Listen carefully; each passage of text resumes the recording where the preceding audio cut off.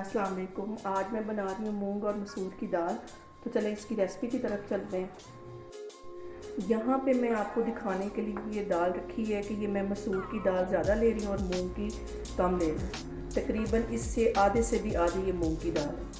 तो क्योंकि अगर ये ज़्यादा हम डालेंगे तो इसका दाल का टेस्ट बहुत मज़े का बनेगा।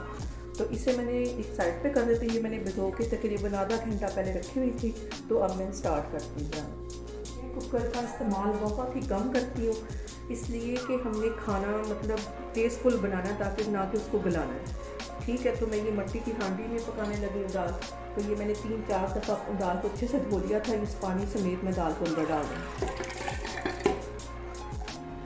हाँ, मैंने एक मीडियम साइज़ का प्याज चॉप करके रखा हुआ था, वो इसमें डाल दूँगी। अदरक का मैंने पेस्ट बना के रखा था, 3-4 जवे लहसुन के थे और छोटा सा टुकड़ा अदरक का, वो भी इसमें चला जाएगा। 2 सब्ज़ मिर्चें भी मैंने अच्छे से इसको ग्राइंड करके वो भी रखनी थी, वो भी इसमें चली जाएंगी।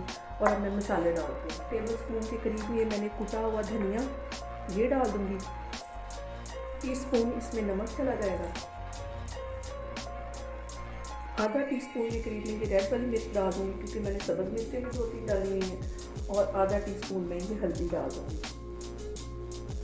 दाल वाली दाल में टेस्ट लाने के लिए मैं यहाँ थोड़ा सा ये टिक्का मसाला डाल दूँगी। आधा टीस्पून से भी थोड़ा सा कम है। और मैं प्रेशर कुकर का इस्तेमाल बिल्कुल भी नहीं करती, क्योंकि उससे उसका सारा टेस्ट ख़त्म हो जाता है। तो चले मैं इसको अब हल्की आंच पे बिल्कुल रखने लगी हूँ। आधे घंटे बाद मैं आपको दिखाती हूँ। ये देखें दाल अच्छे से मिक्स हो गई है। तो मैं इसमें गरम मसाला डालूँगी, क्योंकि अगर मैं स्टार्ट में गरम मसाला डाल देती तो इसका सारा फ्लेवर ख़त्म हो जाना था। तो अब मैं 1 टीस्पून के करीब इसमें गरम मसाला डालूँगी। आधा टीस्पून के करीब ये चिकन पाउडर डाल दूँगी।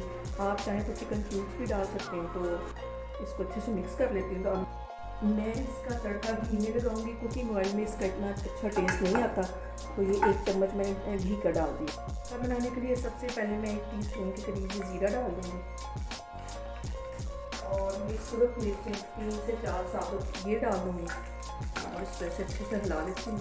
हम जब भी बाहर से दाल खाते हैं तो उसके ऊपर एक बहुत खूबसूरत सा कलर होता है, तो वो तरी के अंदर ये थोड़ा सा मैं रेड मिर्च और थोड़ी सी मैं हल्दी डाल दूँगी। इसको ऐसे हिला लेती हूँ अच्छे से।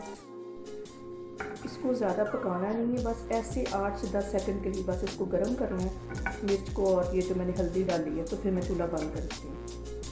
ये दाल बन के तैयार होगी। इसको मैंने तड़का लगा दिया और फिर मैंने 7 चावल बॉयल कर लिए। आप लोग भी इसको मेरे तरीके से बनाएं और मुझे बताएं कि आपको कैसी लगी। अल्लाह हाफिज़।